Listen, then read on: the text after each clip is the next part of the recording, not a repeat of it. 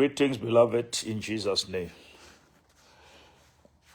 Dumela Mbaratua. We thank God. We thank God. Dumela Mbaratua. Just checking who is there. It's been long since I do this random life, and not maybe the ones that I do in the church or somewhere. But this is the first time I do this random one in a long time. How are you guys? How are you? We trust God. We trust God for His mercy. We are re tswa ka taba tse bohloko tsa Cobrizo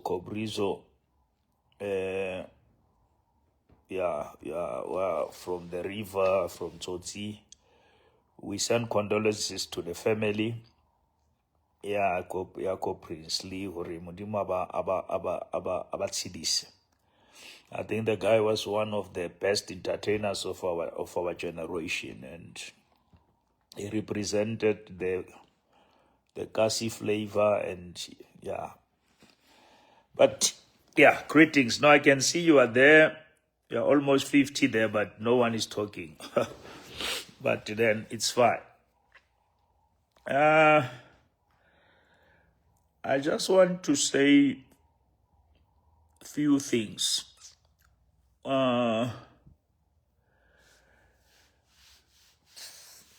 The book of Nehemiah. I want us to look at the story in the book of Nehemiah. You remember that Nehemiah was at work, and the walls of Jerusalem were destroyed. Remember that the walls of Jericho was destroyed by God because God wanted the Israelites to enter. But the walls of Jerusalem were destroyed by enemies because enemies wanted to enter. I want you to hear that. The walls of Jericho were destroyed by God. You remember when they go around the walls of Jericho, they blow the trumpet, and the walls of Jericho fell or collapsed. That was God destroying the walls because He wanted the Israelites to enter Jericho. But the walls of Jerusalem in the book of Nehemiah were not destroyed by God, were destroyed by the enemies because enemies wanted to capture Jerusalem. They wanted to enter. Now, which means if God wants us to enter a place, He gives us the power to destroy the walls. But even enemies, when they want to enter the place, they attack the walls. And now, two things, Bazalwani, that happened. Two things, beloved, that happened. Nehemiah, he got a message, and that message was saying, the walls of Jerusalem are destroyed, one, and the gates are bent. Kukopale o underline into marako a Jerusalema a wile.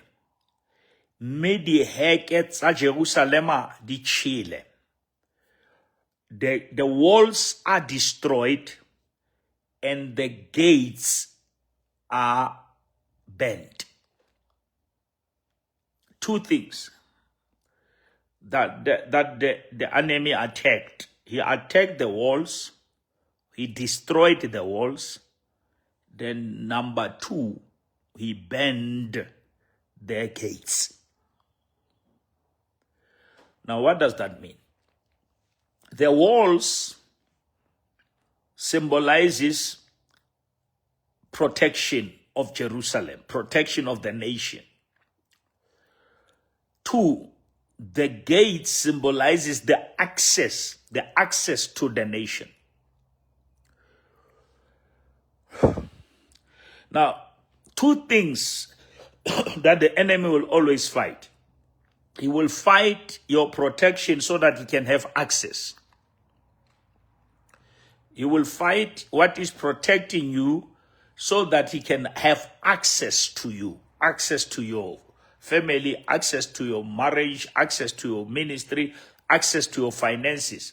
But he must destroy the walls and burn the gates. Now, when Nehemiah was at work, you remember when he went to go and serve the king, and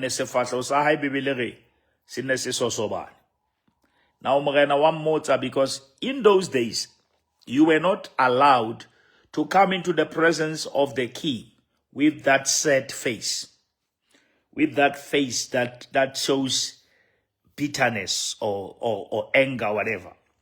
Now, the king asked him, why are you like this? Why will you ore nka thaba jwang hobane magako a Jerusalema a wele di heke di chile? How can I smile when the walls of Jerusalem are destroyed? Two, when the gates are bent.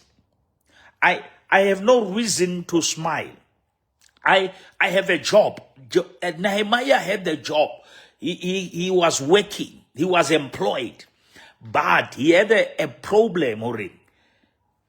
There is something beyond my happiness. There is something beyond my salary. I'm more concerned about the walls of Jerusalem than my well-being. I'm more concerned about the walls of Jerusalem than my financial status. And he said, ha ke kgone ho tsheya, ha ke kgone ho smile, ho senyeile Jerusalem. Now, he said to the king, please give me a letter. Give me a letter that if I go through the borders and they ask me, Ore, who sent you? Where are you going? I must give them the letter of permission. Because I know that there are people who will stop me on the road. Now, I need a letter. I need a letter. You know, when somebody died, they will go and get the letter of authority. That gives you the authority to go and claim other stuff. Now he said, I need the letter so that mo ke fitlang teng ke ba bontshe hore ha ke Roma hona morena on romme morena on files assignment on dumellets. Now, when we continue in chapter, I think in chapter number 4 of Nehemiah. Now, then they started to rebuild the walls. And they were beginning to close the gaps. Who knows the doors? Every Bible, then Tobiah and Sanballat, when they heard, I want you to hear this, Barabamutim. Before Nehemiah rebuilt the walls, there was no war. Before Nehemiah rebuilt the walls, Sanballat and Tobiah were nowhere to be seen. They never said anything about Nehemiah, against Nehemiah, when he was not building the walls. But the Bible says when he has Jerusalem ayeme le di kheu di a kwaleya, ere bebele, they started to be very angry. And now you go to chapter number 6 of Nehemiah. And the Bible says they sent the message. And what the message they were sending was, let us meet at the plain of honor, in the plain of Benjamin, so that we can have a chat. But the Bible says, but they wanted to do to him the mischief. They wanted to hurt him. They wanted to do something wrong to him. But they wanted him somewhere. Your destroyer, they want you somewhere. They will never destroy you when you are on top of the wall.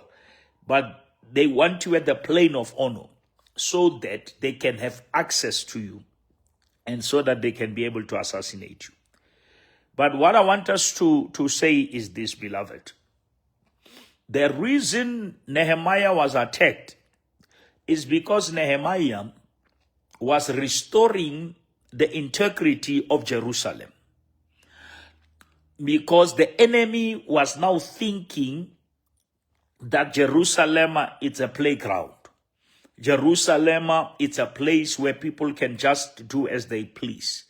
But Nehemiah, God raised him to erase their reproach. God raised Nehemiah in that generation to erase the insult, to erase what the enemy said it will never happen. What the enemy said it will never come to pass. Now, in our generation, there was a time when the church was so insulted, so undermined. We have seen even during COVID, how the church was taken as a non-essential. People were treating the church as if it's nothing.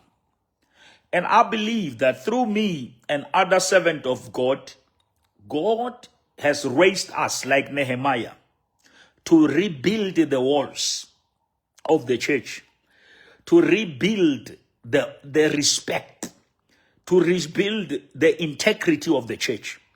Because people thought that everything that happens in the church, it cannot be God. It must be another power. It must be Satan. It must be witchcraft. But God had to raise a generation that will trust God and God alone. And I'm one of those that God said to me, I want you to be part of people who will rebuild the integrity of the church in the country, in the continent.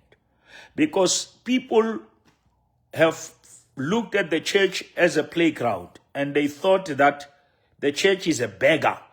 The church cannot do anything without help by the government, without being helped by something. But God, being God, he wanted to do. I preached a message many years ago that says God is powerful when he's alone. God is powerful when he's alone.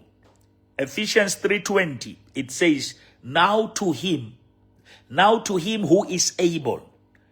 Now, that statement is powerful. Now to him who is able. It's a clarity or where the ability comes from. Now to him who is able to do exceedingly, abundantly, immeasurably, and above all. Now, God is in the business of rebuilding the walls of the church, of restoring the gates. Because remember, if the walls are not there, if the gates are not restored, there is no protection and there is no access control. Now, which means anything that wants to enter the church, it can come. Any cult, any evil spirit, because that is why the Bible says from the days of John the Baptist until now. It doesn't say hell. It says the kingdom of God suffered violence, but the violence shall take it by force. And it says, upon this rock I will build my church. Now hear that. Jesus said, upon this rock.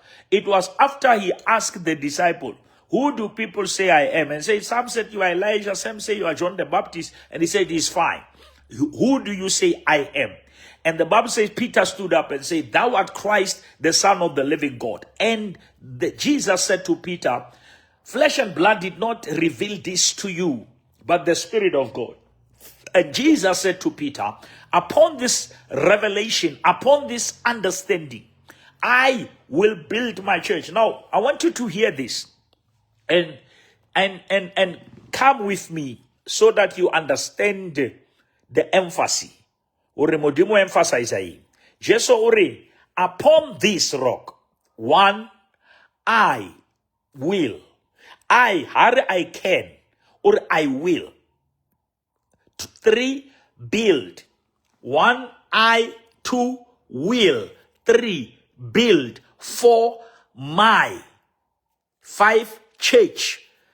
I will build my church.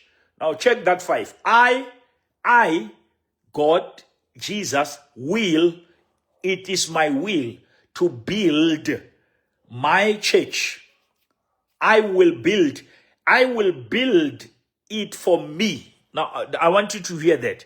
I will build because that my church is very important. That if I build it, it's not yours. I build my church. I build my church. I build my church. I build. No, now, which means I'm not just going to be the builder of the church. I'm going to be the owner. Are you hearing that? I don't know why comments are not appearing, but maybe it's some settings. But if you are there, say something. I want to see if it's coming up. I will build my church. I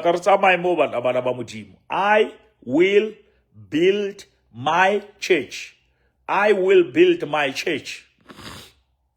And the gates of hell shall never prevail against that church. The only way that the gates of hell will never prevail against that church, it's when the church is builded by me, and after being builded by God, is owned by God, because I will build my church.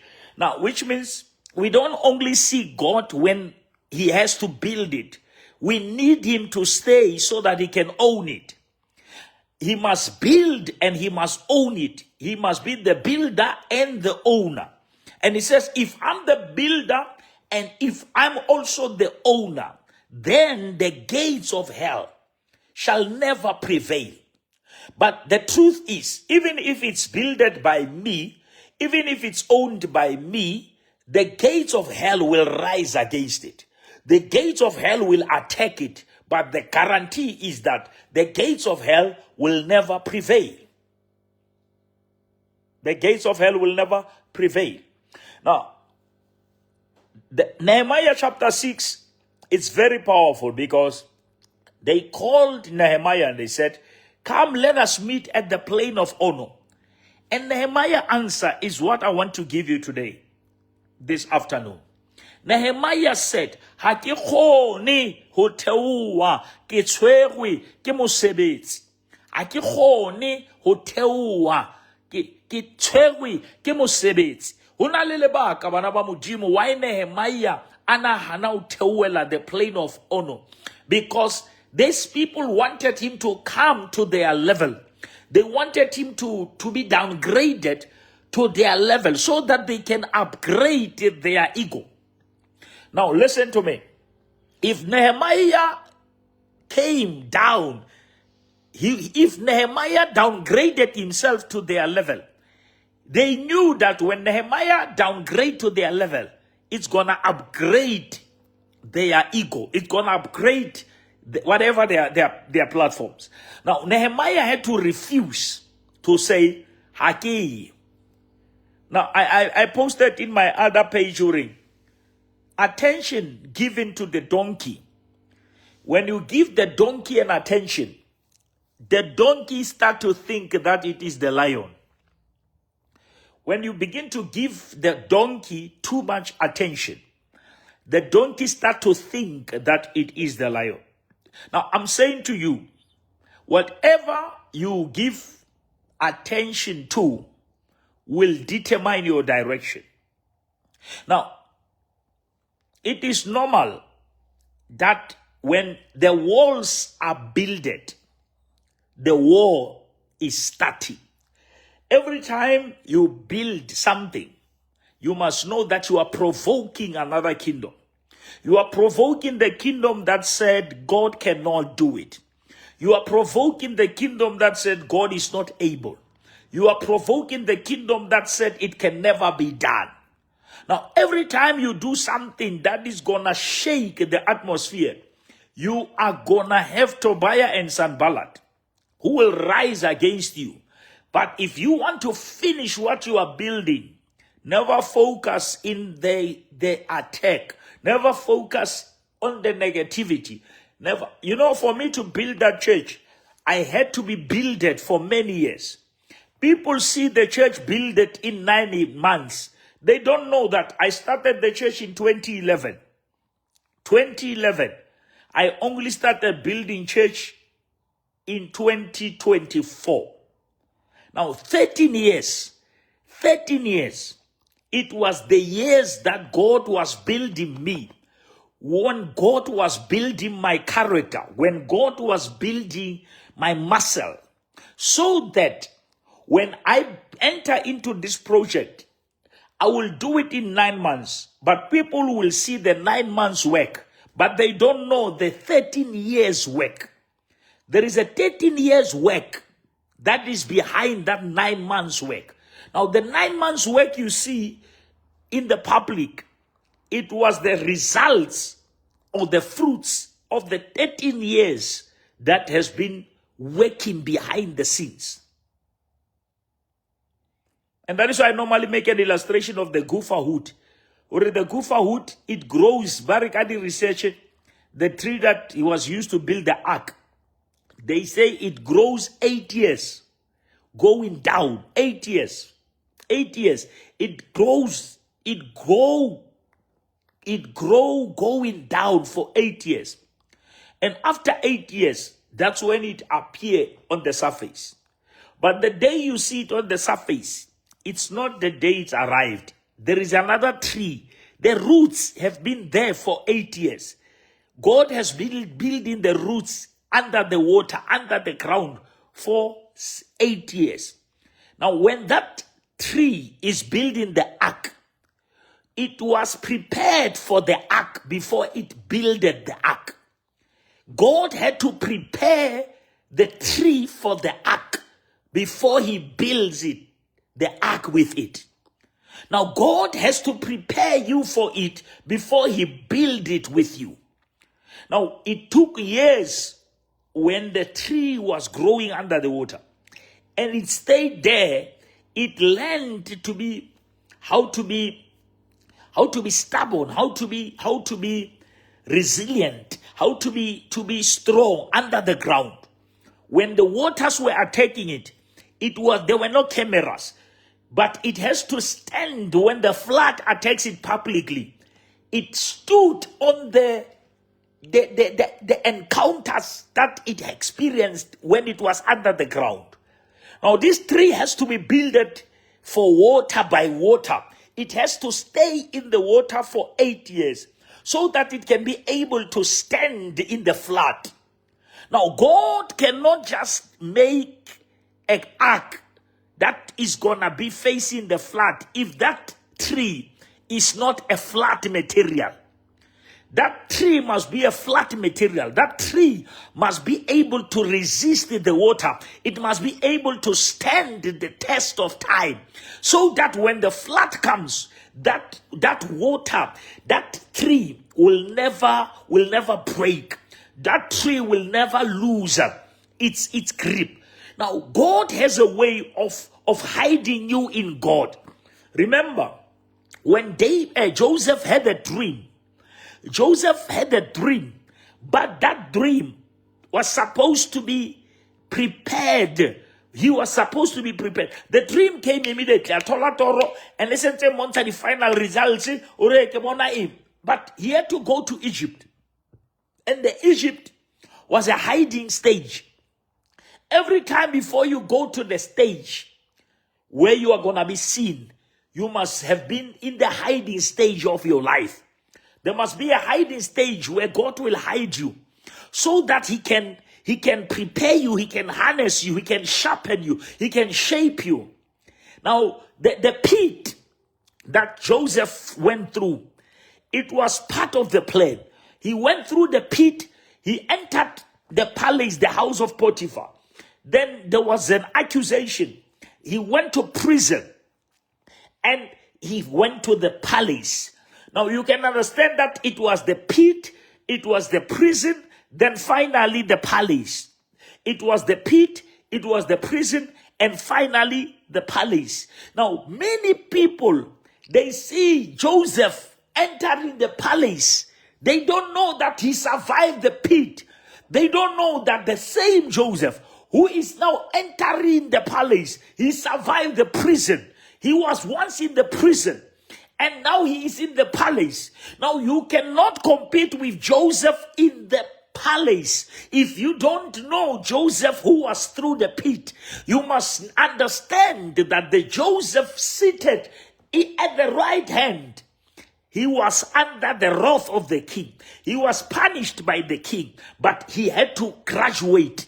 And let me tell you 3 things, and I'm letting you go. At the pit, Joseph lost the garment. The garment that Jacob had made for him, he lost it at the pit. The Bible says they took the garment. Banka kubo ya hai emebalabala batsama leon. By Kenya madinga di portfolio batsama leon. Ha tloa ha Potifaro ha mosadi wa na accuser for rape. Bebele, he left the garment in the house of Potiphar. He lost the garment at the pit. He left the garment at the house of Potiphar. And he also left the prison garment in the prison when he went to the palace. Now you can see that before this man ascended, he descended. Before he ascended to the throne, he descended into the pit. He descended into the prison, and so that he can be able to ascend to the higher level. Now I'm saying to you, wherever you are, you need to understand this thing. Ore, there are stations that are leading to destination. I'm saying there are stations, Korabasai. I'm saying there are stations that are leading you to your destination. There are stations, and in these stations, you are losing.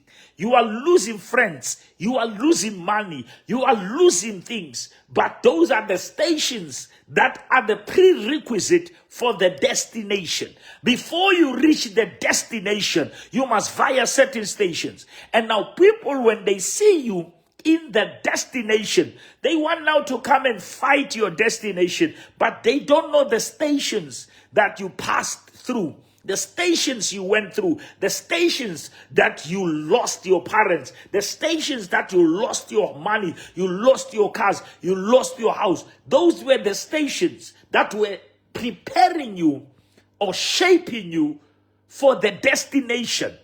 Now, the palace was the ultimate destination, but the pit was the station, and the prison was the station. He had to via the prison. He had to via the pit so that he can enter the palace. Now, these things are like that. But the Bible always teaches us, the steps of the righteous are ordered by the Lord.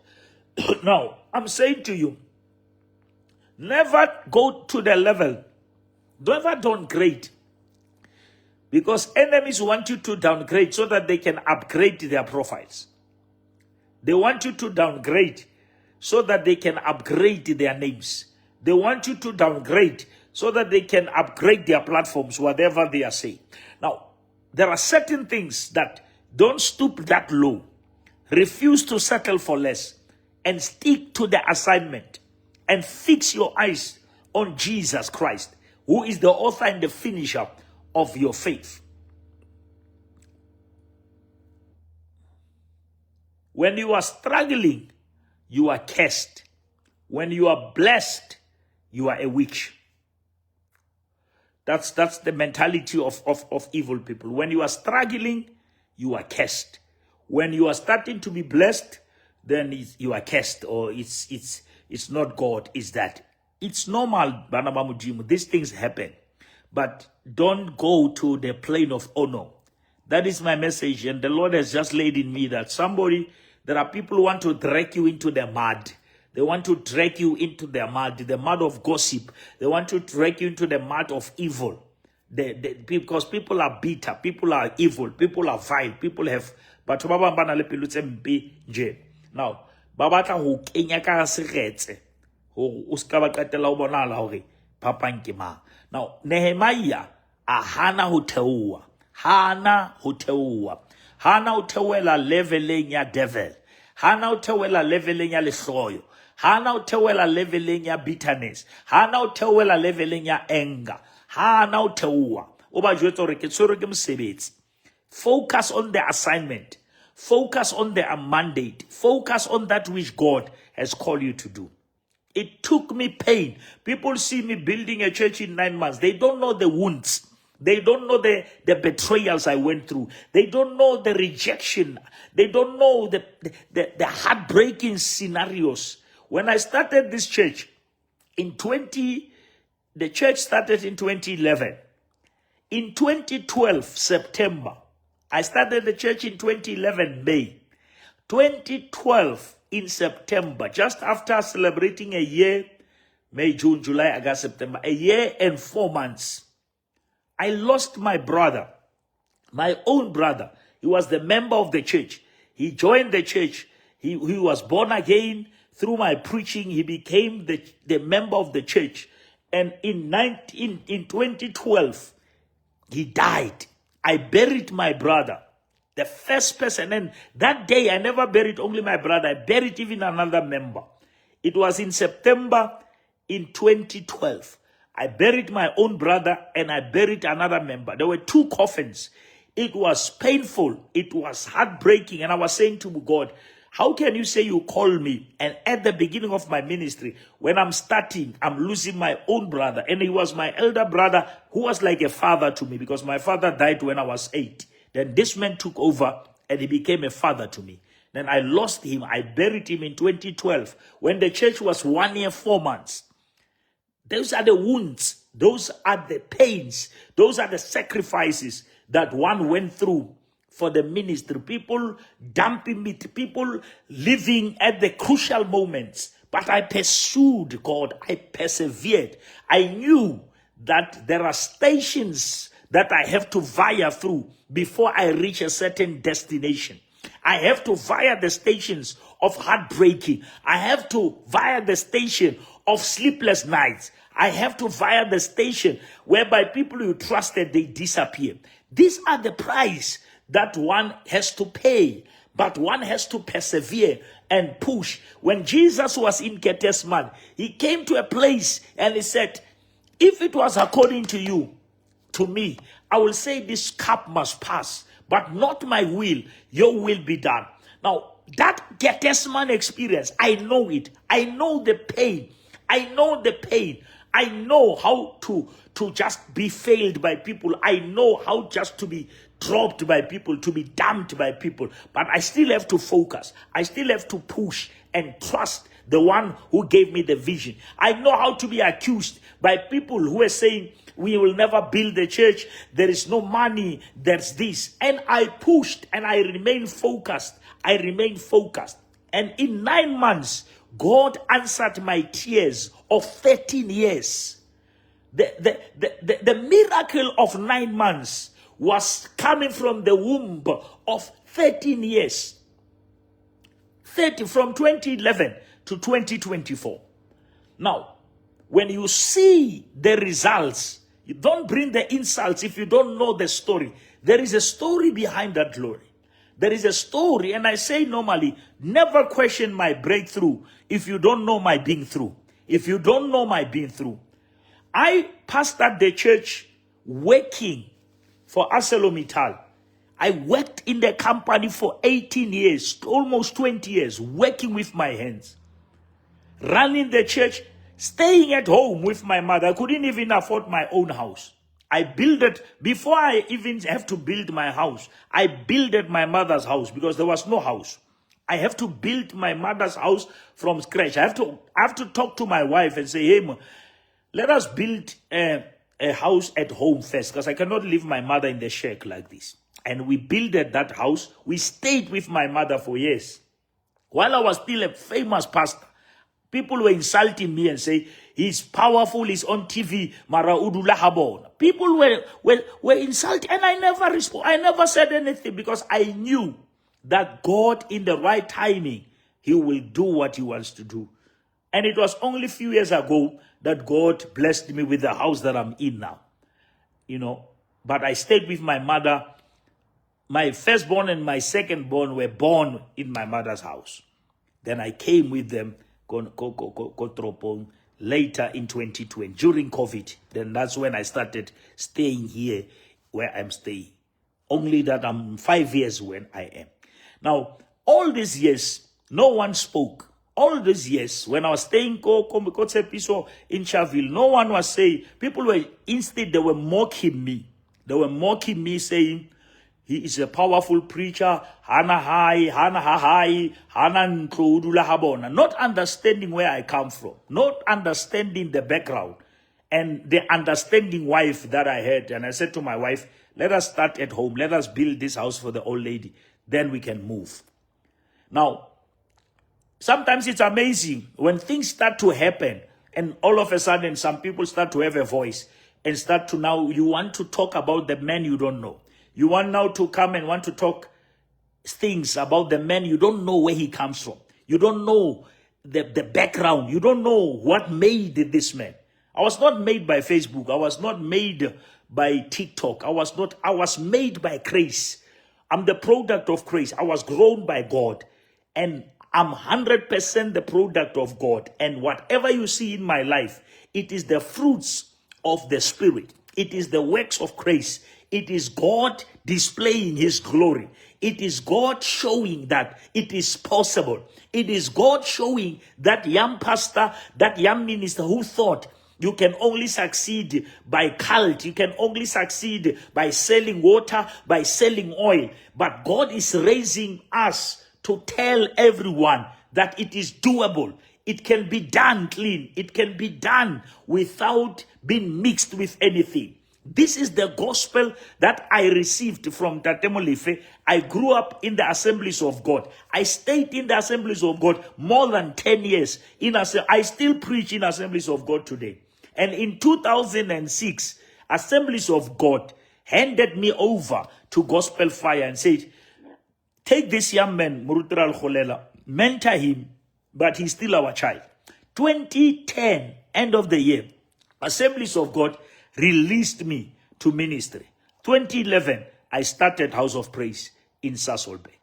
Now, 2011, 2021, 10 years, 22, 23, 2024, 13 years, 13 years. I started building the church you see. In 9 months, that church was complete. But that church is the baby of the sweat of 13 years. It's a 13 years sacrifice. It's a 13 years of tears. It's a 13 years of rejection. It's a 13 years of pain. It's a 13 years of insults. It's a 13 years of being undermined. 13 years. Now, you come and see 9 months and you want to measure my success on the 9 months. Why don't you go back and visit my 13 years? Why don't you go back and check what brought me here?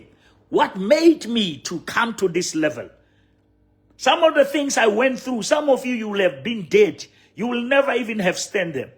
But I had to go through that because I trusted God's process. I trusted God's process. I'm saying to you, beloved, I am saying to you, God had told me that I'm going to raise you so that I can restore the hope of even young preachers, young pastors who were thinking that you cannot succeed clean. You cannot succeed by doing it God's way. God is saying, I'm raising you so that you can be the hope of that somebody who was about to fall into a cult, who was about to fall into the wrong company for the sake of quick success. I'm not a product of quick success. I was made by the process. I went through every stage. I know how to serve. I know how to serve God with no food. I know how to serve God staying in the shack. I know how to serve God sleeping in the house. Karamukuku, ke sebeletsa Modimo. And I know that it doesn't just come. It is free, but it's not cheap. It is not cheap. It cost Jesus his life. It is the work of the cross. And I'm encouraging you wherever you are. Be encouraged and never be discouraged by Tobiah and Sanballat's spirit. God wants to reassure you. What you see in Zamdela is not for Zamdela, it's for the body of Christ. And God wants to reassure that he is still on the throne. And God is still doing these things. God is still the miracle working God. God is still able. God is still powerful. God is still supplying all our needs according to his riches in glory. God is still answering prayers. God is still opening closed doors. God is still opening the floodgates of heaven. He is still doing it, Banabamutim. Just be encouraged and know that God still answers prayers. I have a video that I posted. When I prayed, you know the song, Erimorenaukan Tusa. It was the song that was birthed by pain. The song that was birthed by pain. Morenaukan Tusa. Arikenika CVC. From nowhere, the place was flooded with water. I will post the videos at some stage. You will see them. And I kneeled in that water. And I prayed, how can Tusa? How can Tusa ka aha kereke? Ke tla bolella batho ke thusitswe kwen. How can Tusa? Ke tla bolella South Africa, ke tla bolella Africa, ke tla bolella lefatshe. And Modimo nthusa. He helped me, and I'm not apologetic. It is the work of God and it's the grace of God. And what I want you not to allow, don't allow the devil to make you hate what he has done for me, because you will never be encouraged by it. If you hate it, if you criticize it, you will never benefit from that testimony. It is not my testimony. It's your testimony. It's your point of reference. It's a thing that you can look and say, Modimo, you did it in Zamdela for Bishop Sekete. You can do it for my ministry. You can do it for my church. You can do it for my pastor. You can do it because you have. Ori Nehemiah and Habakkuk Rapela. Ori, I have heard of the great things that you used to do. And he said, now do them in our time. Now, God will always use somebody as a point of reference. God will always raise somebody as a point of reference, so that even if your faith was diminishing, was dying, you look at somebody, you get encouraged. That is why the angel came to Maria Leruhena. Bona motswalau Elizabeth. Look at your cousin Elizabeth, the one who was called a barren. She is now 6 months pregnant. God was now using Elizabeth as a point of reference. You must be God's point of reference. People must look at you and they get their hope back. People must look at you and they must know that God still answers prayers. Because when people who know you before, they see you now, they must definitely say, this must be the hand of God. People, they look at me and they say, we never thought, the guy who booking, he will be pastoring a church today. That is the point of reference. God wants you to be a point of reference. God wants people to look at you and begin to see his grace and begin to see his power. And that is why I'm saying, rise up and shine. The Bible says, arise and shine. For the glory has come and the light of God has come. Your light has come. When your light has come, shine. Shine. Shine. And I cannot amplify it. Rise from depression. Rise from anger. Your light has come. Church of God, I'm saying to you, never downgrade so that you may upgrade your enemies. Never downgrade, because you will upgrade your enemies. Never downgrade, you will upgrade your adversaries. Stay in the assignment. Focus on the assignment. Close your ears. Open your eyes and look unto Jesus. Close your ears to negativity. Open your ears to the word of God. Open your ears to the voice of God. Focus on the assignment. Focus on the calling. Focus on the assignment. He who has promised is faithful. The Bible says his promises are yes and are amen in Christ Jesus. In Christ Jesus, God cannot say no to the promise. Every promise that is in Christ, it's already been approved. Because the Bible says his promises are yes and his promises are amen in Christ Jesus. Now I'm challenging you that the walls of Jerusalem needed a Nehemiah. There must be a Nehemiah who is ready to take the insult, who is ready to take the criticisms. But the aim is not to answer the enemies, is to build a wall. The aim is to close the gaps, is to restore the gates of Jerusalem, so that the church of Jesus Christ must be respected again in this country, in the continent. The church must be taken serious, not as a playing ground. And I believe I need people who said, Lord, count me in the army that will restore. The Bible says, I will restore even the years that the locust has eaten. The locust has eaten the church for too long. The locust, wrong people have eaten from the church for too long. Wrong people have deceived our people for too long. Wrong prophecies and wrong lies have been eating the church. And God says, I'm going to restore all those years. All those years that the locust has eaten, the years where the church was undermined, I will restore those years. The years where the church was looked like a beggar, I will restore those years, because the church God can never say we must feed the poor and he keep us poor. He will have to give. The Bible says, for it is God who gives us the power to create wealth. Because we create wealth not so that we may be wealthy, so that we may be a blessing. Jesus became poor so that we may be rich. So that those we reach out to, we can give them something. Those we reach out to, we can help them. Those we reach out to, we can assist. Now that is the gospel of Jesus Christ. Now continue building. Continue building. No matter what is happening, continue building. No matter what people are saying, continue building. When you build the walls, you provoke the war. When you build, Nehemiah, when he started building, then the war started. Now the war and the walls started at the same time. When the enemy see the walls, he start the war. But never leave the walls. The Bible says instead, they said, with one hand we're going to build. With one hand we're going to have a sword. But we are not going to stop building. Never stop building. Build and fight at the same time. You know, you can run and shoot at the same time. You can run and shoot at the same time. We need a Nehemiah generation. We need a Nehemiah generation, Church of God, that will refuse to be discouraged. That will refuse to be discouraged. Refuse to be discouraged.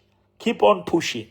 Their mandate is greater than our ego. The assignment is greater than all of us. And I thank you. And I want God to bless you. And I want to pray for you. I want to pray with you that let the spirit of building. I hear the Lord say that builders are rising. You will build your company. You will build your business. You will build your legacy. You will build your family. You will build. I feel that God has released the spirit of builders. The builders are rising. And the builders must be stubborn. Because every time when the builders arise, even the enemies arise. If the time the builders arise, even the noise of Tobiah and Sanballat will rise. But the builders are those who will focus on their assignment no matter. I want to pray for you. Even those who are going to listen later, I want you to come closer. If you feel like, God, there is something that you have assigned me to build, and I'm here to release the finishing anointing.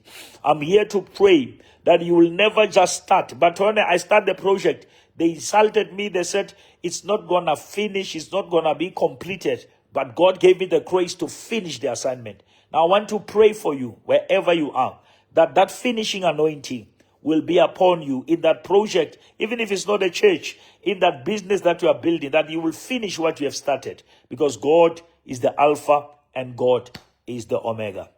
Let us pray. Our dear Heavenly Father, in the mighty, precious, glorious and majestic name of Jesus, I pray for everyone, Lord God, watching me right now, even those who will be watching later. I pray that, Lord God, the finishing anointing will fall upon each one of them. The anointing to complete the task, the anointing to complete the assignment, I release upon them, O God, in the majestic and glorious and powerful name of Jesus Christ. I pray that, Holy Spirit, you are the one who start and you are the one who bring into completion. The Bible says, now he who has started a good work in us Only He can bring it into fulfillment. In the majestic and holy name of Jesus. Amen. God bless you. See you.